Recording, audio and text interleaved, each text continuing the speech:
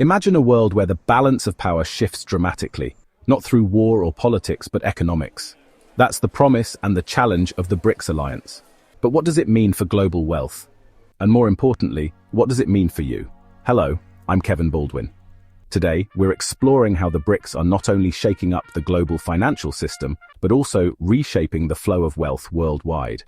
Stick around because the ripple effects could change the game for everyone. The BRICS alliance, Brazil, Russia, India, China, and South Africa, accounts for over 40% of the global population and nearly 25% of the world's GDP. These nations are united by a common goal to challenge the dollar-dominated financial system and create a more balanced global economic order. What began as a loose economic bloc has evolved into a global powerhouse that influences trade, finance, and development. The BRICS' recent push for a BRICS-backed currency is capturing worldwide attention, but let's be clear, this is about much more than just a new currency. It's about redefining how wealth flows globally. Let's start with the issue. Global wealth is unevenly distributed, and the US dollar plays a big part in maintaining that imbalance. Developing nations rely heavily on the dollar for trade and loans, which means they're vulnerable to US monetary policies that they can't control. This has locked many countries in cycles of debt and dependency. Here's where it gets interesting. BRICS isn't just talking about change, they're acting on it. Take the New Development Bank, for example. It offers loans to member nations without the strict conditions imposed by institutions like the IMF or World Bank.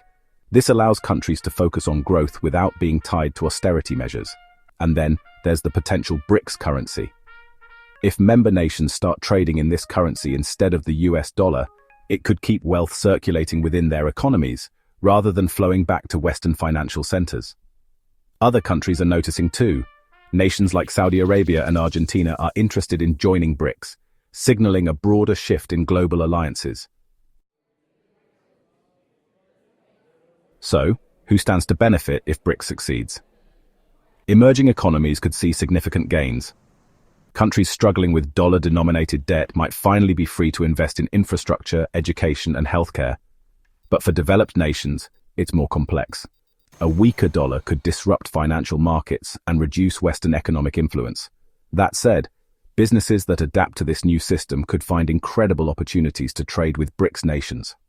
On a personal level, these changes might impact your investments, the cost of imported goods, and even job markets. The key will be to stay informed and adapt as the global economy shifts.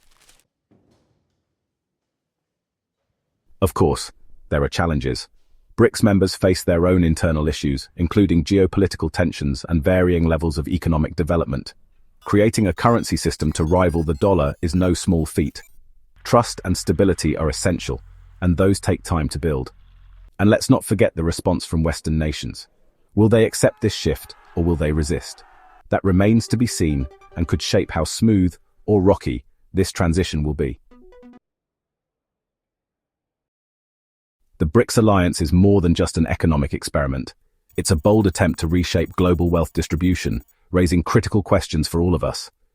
How will this new system affect your finances, your investments, your job opportunities? I'd love to hear your thoughts. Do you see this as a step toward global equity or a potential risk to stability? Share your comments below, and don't forget to like this video and subscribe for more insights into the shifting tides of global finance. Stay informed, stay prepared, and let's keep the conversation going.